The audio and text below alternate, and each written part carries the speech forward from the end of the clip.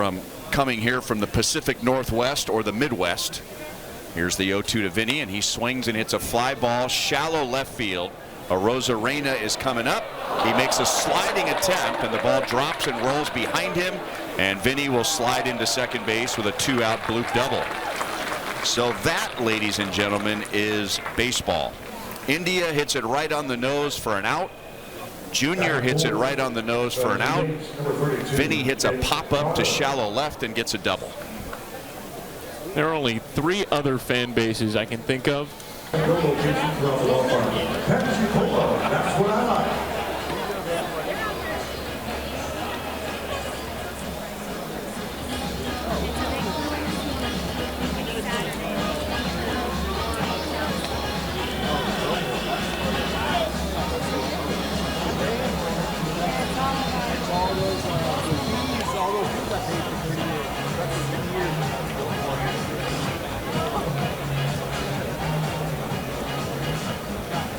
The coaches for the Seattle Mariners, at first base, number 53, Eric Young Jr.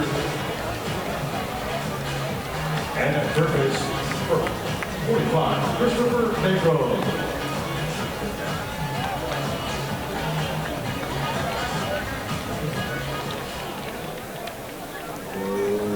Leading off for Seattle, right fielder, number 10, Victor Robles. And he's been wrong by a decimal point. And now Rodriguez hits it on the ground right side, and it's through for a base hit. That was a really good swing with 2 strikes. Chat with Rick Riz, the long time voice of the Mariners. And we were talking about them on the top. Ground ball up the middle. Bobby Witt Jr. dives to keep it on the infield. Will have no play, but he saves a run. Arozarena will have an infield single, and the Mariners will have the bases loaded with no. 1-2 on Polanco, and Stripling's pitch is swung on, tapped out in front of the plate. Stripling gloves it, and he shovels it over to Freddie Fermin, but Freddie didn't. And the Mariners take a 1-0 lead. Well, the problem was that both Stripling and Fermin went for the ball between the plate and the mound. That's why Fermin was off the base, and by the time he realized that Stripling was going to be the one to put a glove on it and try and shovel it to him, he couldn't. To prevent a run. The pitch. Swinging a ground ball past Stripling, and at second base, Lofton has it. He steps on second base and throws over to Vinny as Solano grounds into a 4-3 inning-ending double play. So at the end of 1 in Peoria, Seattle, and made his big league debut April of 16. Tellez hooks it up the right field line. It's going to sail past Velasquez and bounce into the chain link fence, and Tellez will jog into second base with the leadoff double. Velasquez has to make sure to step to his sunglasses in the process. Don't want to. In a third in April of 16. Ground ball left side.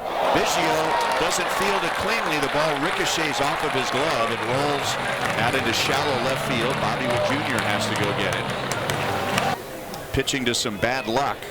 Not only was he about to get it out, but he was about to get it out to the left side of the infield. We might refer to the pitcher's mound as a Ross instead of a bump.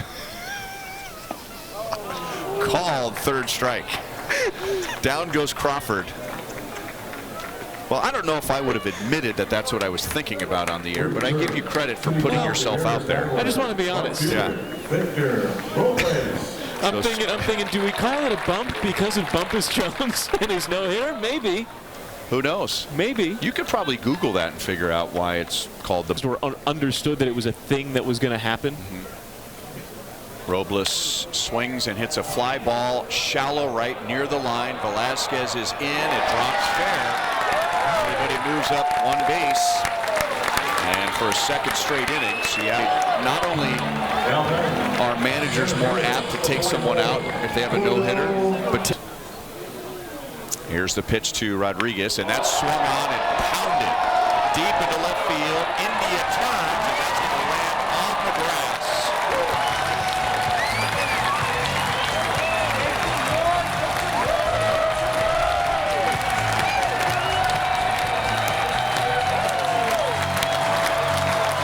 Julio Rodriguez numbers against the Royals. Death, taxes, and that, apparently, are the only assurances in life. I mean, his career numbers against the Royals are pretty insane. And he had 2 home runs against the Royals earlier in spring training. Here's the pitch. Sweeper hit high in the air, deep left center field. Rodriguez sprints back and over to his left, leaps, and it's over his head and rolls up into the fence. Fermin's at the second base bag. He turns. Now he turns on the Jets. He's going for 3, and he dives in safely ahead of the throw from center. It's a leadoff triple for Freddie Fermin. So the Royals have a chance to bring a run in against Brian Wu. The Royals had a 2-out double from Vinny Pasquantino and is stranded. Here's the 2-1. India hits it on the ground toward third base. Polanco goes to a knee, but it's past him into left. That's a hit for India, and Fermin comes in to score from third. It's now 5-1. Kirby walked 23 in 191 innings. Man, error on Jorge Polanco. Here comes the 1-1. Prado laces it to right field. That is definitely a hit. And Victor Robles sprinting to his left cuts it off before Prado. Well, you have to keep in mind the official scorer today is Brooks Adrian Rowland. You're going to have to help me out. I'm missing something here. 3 of the best defensive third basemen in baseball history. Brooks Robinson, Adrian Beltre, and Scott Rowland.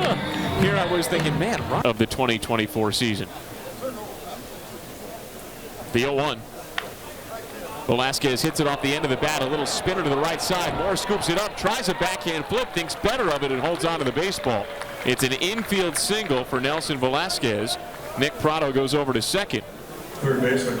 That he did against the Mariners back on June 7th when the Royals had an incredible comeback. 2 balls, 2 strikes on Lofton. The pitch. Breaking ball lifted towards shallow left field over Crawford and down for a base hit. Prado advances to third. Vance Wilson holds him there with only 1 out for Freddie Fermin. At the plate for Kansas City, the catcher, Freddie. 4th inning. Now, Velasquez last year had 8 home runs in 64 games with the Royals. In 56 games the rest of the way. The pitch. Fermin hits it on the ground, softly back of the middle. Crawford slides, gloves, flip to second for 1, on to first for 2. That's the double play that Crawford. Serpa delivers. Rodriguez bounces it right back to Serpa on the mound. He snares it above his cap, steps and throws to first in time for the out, and maybe done a little bit of the impossible. Keep Julio Rodriguez on the infield and send him back to the dugout. So 2 up, 2 down for Serpa. And now it's Cal Raleigh, switch hitter, batting right-handed. Of a game or a series or whatever. And now Bobby gets drilled by a fastball at 95. It got him on the left arm.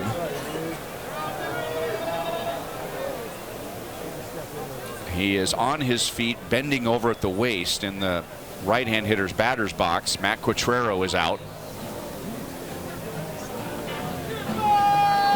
And I think it won't matter whether Bobby wants to stay in the game or not. This is a spring training game. It's the 5th inning. That was his 4th plate appearance, and I think he's going to come out whether he likes it or not. He was walking up the first baseline, and you could tell that Q had his hand on his shoulder, was sort of just steering him toward the dugout and not even letting him think about getting over to first base. That was a 96-mile-an-hour sinker in on the hands.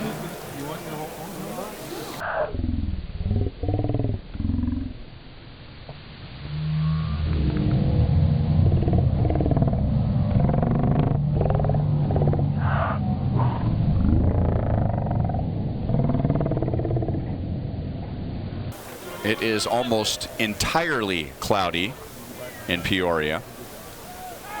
Tolbert runs on the first pitch, which is a strike, and the throw down to second is not even close. And now Vinny hits a line drive fair past the first baseman Solano.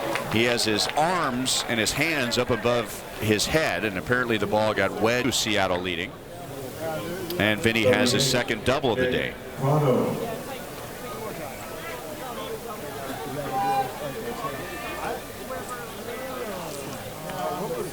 Here's Nick Prado, who struck. Here's the 1-1. Swing and a drive to right field. Velasquez gets turned around. He fades back. He had it in his glove and it bounces out and lands on the warning track. And then he fell. And he is on a knee on the warning track.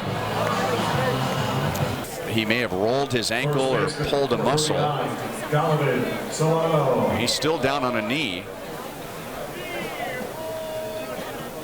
And Matt Quatrero and a member of the Royals training staff go jogging out. Now he is sitting on his backside, and it looks like he has his hand on his left shin.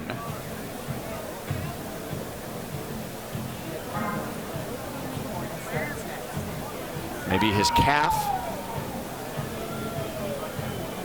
It was an awkward play as soon as the ball was hit. Facing center field, so he was thinking about a ball that was going to end up in right center field, and he realized that the ball was hooking on him, so he did a reverse pivot right field. So it has been a painful last inning for the Royals as Velasquez is now leaving the field. He's not going to come back to the dugout. He's going to exit in the right field corner. Can you tell us about Bobby? Nothing yet. You know, I'm sure they're going to try to get it looked at. I mean, he said initially that he just lost feeling in his fingers, but he said it was coming back. So, but I'm going to assume they're going to get an X-ray just to make sure, but I don't know that for sure. Was he pretty agreeable and walking right off with you? Yeah. I mean, he was going to come out after that inning anyway, so there was no point of it. It seemed like he was in pretty serious pain though right away. I think, well, yeah, I can't speak for what he was feeling other than that he said he couldn't feel his feet, but there is a nerve in that area. So. And Velasquez too?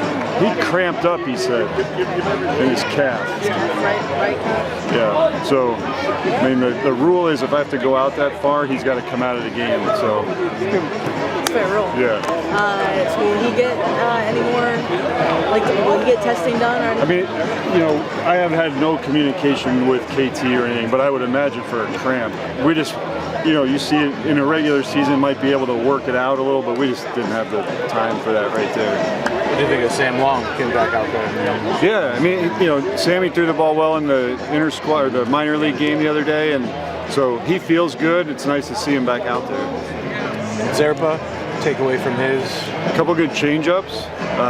Another nice PFP. Yeah. You know, he looks healthy. He's throwing the ball well. The lineup card exchange was pretty cool today. Whose idea was that? I mean, I didn't know Ichiro would be here, but when we had talked about Ichiro with him yesterday, and they had played a lot against each other, and so then when we saw that, we're like, hey, just go out there. But unfortunately for us, Kaz's translator wasn't here at the time, so we had to make sure Ichiro explained to him what they were going to do. Has it been what's it been like having him in camp for the last couple of days? He's been great. I mean, the interaction with him in the cage, they've been sharing a lot of conversations about his philosophies on hitting, and so it's been really informative for our guys too. Do you know if he knew Ichiro? Yeah, they played a lot against each other, and when Ichiro saw him, he was really surprised and was like, yeah, it's good to see you. Yeah. So India had a play on the track. Yeah. Anything impressive about that? Anything stand out? Yeah, I was happy for that because, you know, the cloud cover was kind of a normal day, so he got a good read on it, got back there on it. That was good. The ball hung up there a while, so he had to judge it. So you just expect to have an update on Bobby tomorrow morning? Yeah, I would think, yeah.